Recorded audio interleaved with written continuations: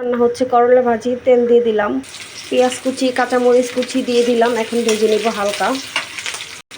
এখন দিয়ে দিব করলা, দিয়ে দিলাম করলা।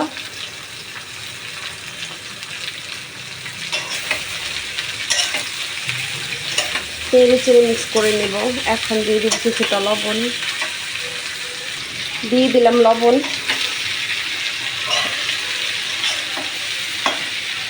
যে কোনো ভাজিতে আমি হলুদ দেই, তো এখন দিয়ে দিব কিছুটা হলুদ।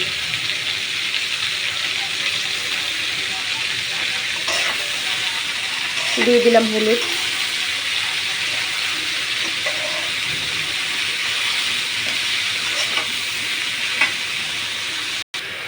করলা ভাজিতে একটু তেলের পরিমাণ বেশি দিলে করলাটা খেতে তিতা লাগে না, ভালো লাগে। মাশাআল্লাহ, করলার কালারগুলো একদম সবুজ কালার, হলুদ দেওয়ার পরও সবুজ কালার লাগতেছে। তো এখন আমি এটাকে ঢেকে রেখে দেবো সেদ্ধ হওয়ার জন্য। চুলার আঁচটা এই পর্যায়ে মিডিয়াম করে দিব। তো ঢেকে রেখে দিচ্ছি কিছুক্ষণের জন্য।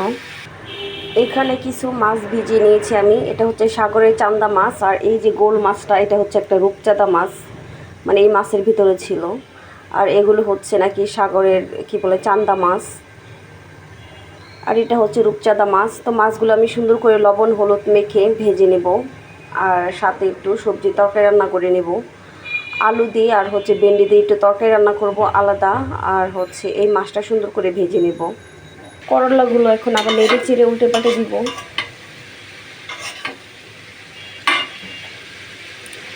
বাইরে হালকা বৃষ্টি বৃষ্টি ভাব, ভালোই লাগতেছে না একদম রান্না করতে। তারপরেও রান্না করে তো খেতেই হবে, যেহেতু একটা মানুষ, আরও বাসায় আরও লোকজন আছে, কিছু করার নাই। ভালো লাগলেও রান্না করতে হবে, না ভালো লাগলেও রান্না করতে হবে।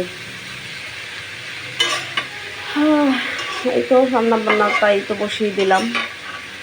একদম ইচ্ছে করতেছে না রান্না করতে, কিন্তু কী করবো, রান্না করতেই হবে। এই তো নেড়ে চেড়ে আবারও ঢেকে রেখে দেবো আমি এটা।